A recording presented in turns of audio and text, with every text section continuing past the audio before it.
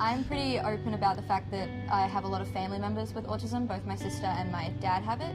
And so I've often found that people, when you try to explain to them why they have certain quirks or certain things that they do, people don't really know what autism is. The story is actually based off one my dad told me when he was younger. He sadly lost a friend because he was getting really overwhelmed, and it stuck with him for a long time. And so he told me that, and it always really stuck with me.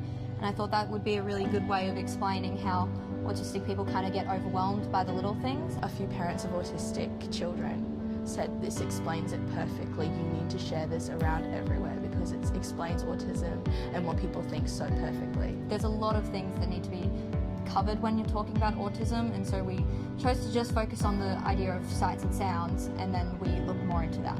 I think a lot of people, a lot of students especially, they came up to us and asked questions about it. They were like, oh, what other things might autistic people experience? So the reactions have been pretty great. A lot of teachers have been commenting like, hey, it's really good. Like, I understand some of my students a lot more. When you're young like us, you feel like you don't have a voice. So having opportunities like this, it really does help get your voice out there. Obviously, we're not old enough to vote, so we can't make those kind of decisions. So it's the little things that get your voice out there that are really, really helpful. So I think this opportunity is a really great one for everyone.